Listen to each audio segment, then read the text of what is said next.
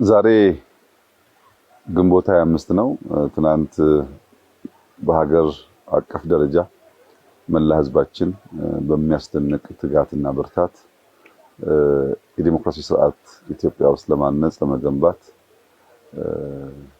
እስከ እኩለ ሌሊት ከዛም በላይ እስከ 9 ሰዓት ድረስ በዚያ ሁሉ ፈታኝ ሁኔታ ውስጥ እምቢኝ ብሎ ስርዓቱን ለመገንባት ቁርጠኝነት አሳይቶ ሲመርጥ የዋለበት ያመሸበት ያደረበት ማለት ይቻላል እለት ነበረ። ይሄ ለኢትዮጵያ የዲሞክራሲ ስርዓት ግንባታ እንደ አንድ ታሪካዊ ጊዜ ሊወሰድ የሚችል ኩነት ነው። ሰላማዊ መሆኑ ብቻ ሳይሆን ህዝቡ ያሳየው ጥንካሬ፣ ብርዱ፣ ውሃ ጥሙ፣ አልፎ አልፎ ዝናቡ በድምሩ አስደማሚ ነገር ነው። ይሄ ጉዳይ አያስተኛም። ብዙ ማሰብ፣ ብዙ መበርታት፣ በታመነው ልክ መገኘትን የሚጠይቅ ጉዳይ ነው። እንግዲህ እኛም ትናንት ምርጫውን ስለጨረስን ዛሬ በቀጥታ መላው የመንግስት አመራር በፌዴራልም በክልልም ያሉ ወደ ስራ ገብተናል። ወደ ስራ እንድንገሰግስ እንድንፈጥን ያደረገን አንዱ ዋነኛ ምክንያት በዚህ ዓመት ኢትዮጵያ ያቀደችው እድገት 10.2% ወይም ከአፍሪካ ቀዳሚውን እድገት ለማረጋገጥ ነው። ይህ እድገት የሚረጋገጠው ደግሞ የሚባክን ጊዜ ከሌለ ነው። አሁን የቀረን 1 ወር ከ5 ቀን ነው። ሰኔ 30 የዚህ ዓመት የበጀት ስራ የሚከናወንበት የሚጠናቀቅበት ጊዜ ነውና ያ ጊዜ እንዳያልፍብን ፈጥነን ወደ ስራ ለመግባት ሁላችንም በዚህ ስራ እንገኛለን። እንጦጦ አስደናቂ ቦታ ነው። ቀደም ሲል ከእንጦጦ እስከ ፒኮክ እስከ ቦሌ ያለውን የውሃ ዳርቻ እናልማ። የሸገር ፕሮጀክት የሚባለው ይሄ ነው።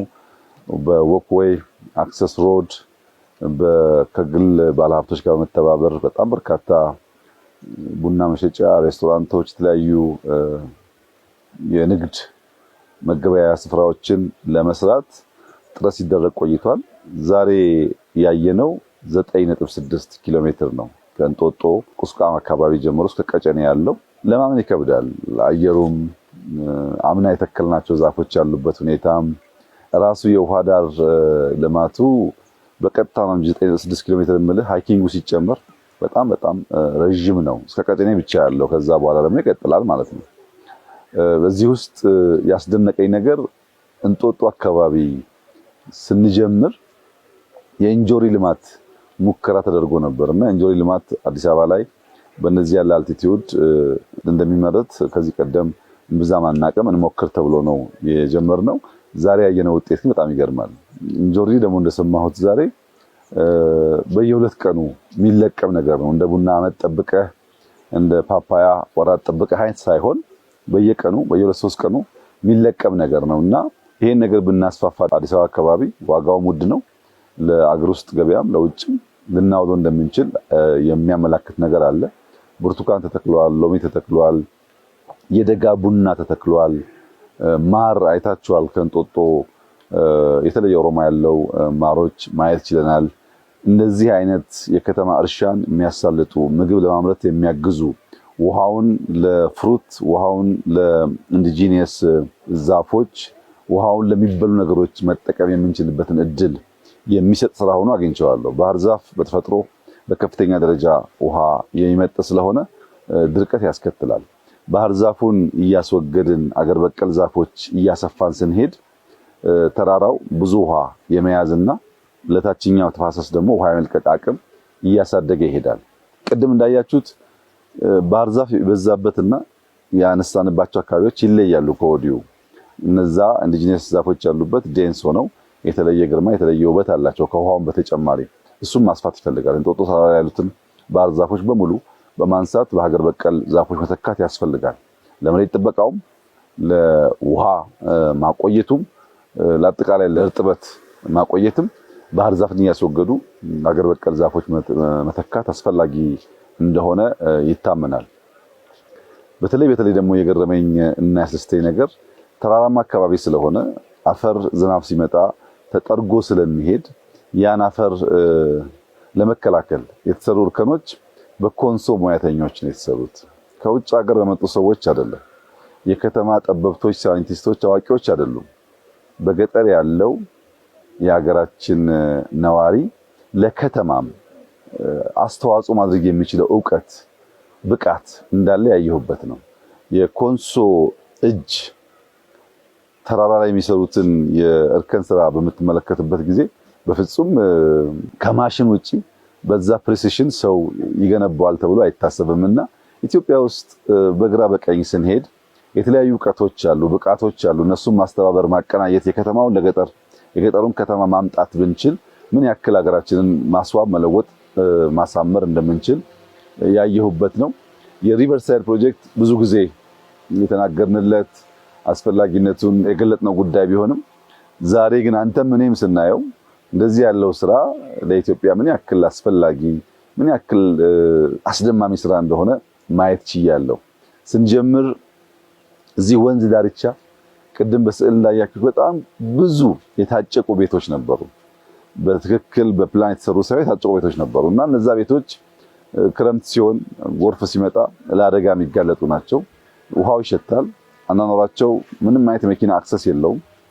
ሰው ቢሞት ሰርግ ቢኖር ቢታመም ያንን ሰው ከዚያ አውጥቶ ወደ ሕክምና መውሰድ የሚቻልበት ሁኔታ አልነበረም።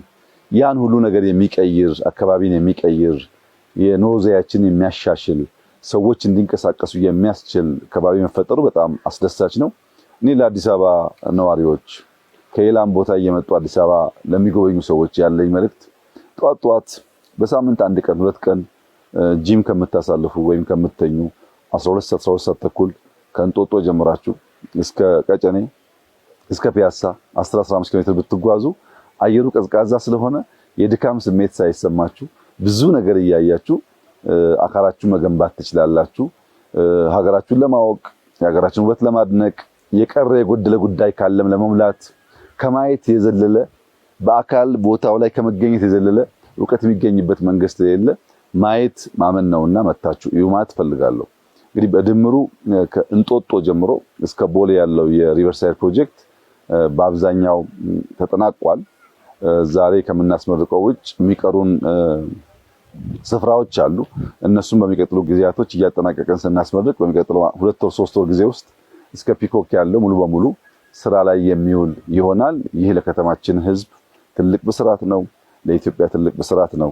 ብዙዎች ሞክረውት ከውጭ ኩባንያዎች ጋር ሞክረነው አልሰምር ያለውን ስራ በሀገር በቀል ልጆች በእኛው ወጣቶች በእኛው አርቲስቶች በሚያስደንቅ ሁኔታ የውሃ አካባቢው የሚለውጥ ስራ ተሰርቷል።